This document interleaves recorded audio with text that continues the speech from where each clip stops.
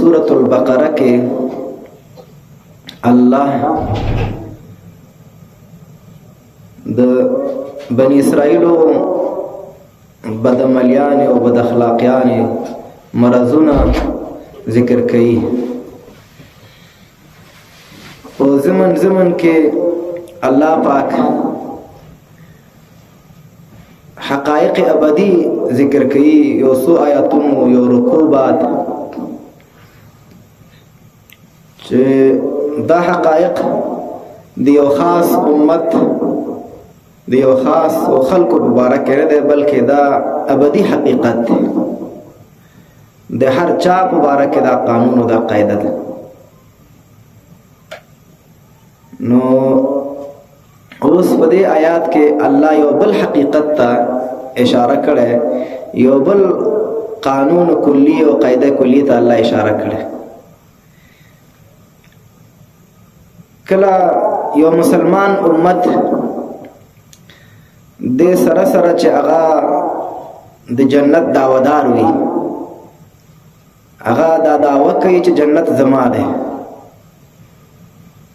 او جنت الله ما د پاره پیدا کړی. خود د انسان د دنیا سره ډیره سخت مینه پیدا شي. یعنی الله پاک مونږ ته داسې ښایي، دا خبره په دې آیاتونو کې واضح کوي چې کله داسې کیږي چې یو مسلمان امت دی وي، د آخرت منی، د جنت منی، د جنت دعوت هم کوي چې جنت الله ما د پاره پیدا کړی، د جنت مستحق یم. خو دې سره د دنیا سره دومره زیاته مینه وي چې د ټول هلې ځلې د دنیا د پاره وي، د دنیا د ژوند سره ډیره زیاته مینه لري، ډیر زیات دلچسپي وي د دنیا د ژوند سره، د دنیا د آسایش، د دنیا د اسباب، د دنیا د سہولتونو سره.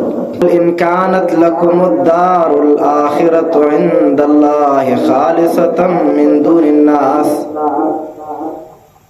اللہ فرمائی، قل فرمایا اے نبی صلی اللہ علیہ وسلم،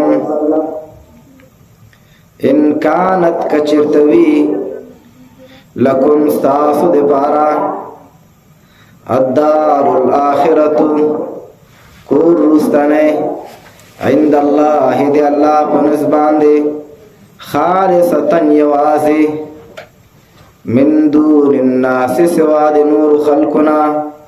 کتاسو دا خبر کوي، دا دعوه کوي چې آخرت کور دی جنت الله مونږ ته پیدا کړي، مونږ د جنت مستحق یو. نو فتمنوا الموت ان کنتم صادقین. نو تاسو د مرګ تمنا او ارزو کې کنه کچرته په دې دعوا کې رښتونی.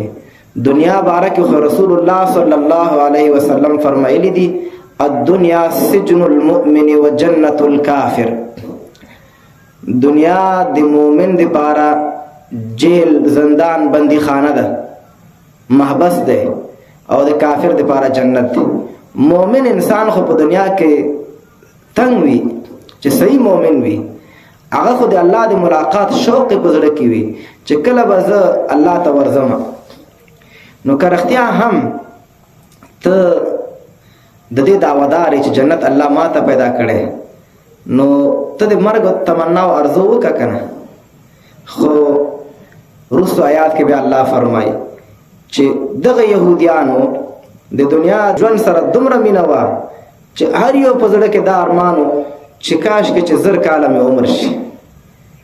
همدغه رنګې مسلمان امت کې هم دغه مرض پیدا کیږي.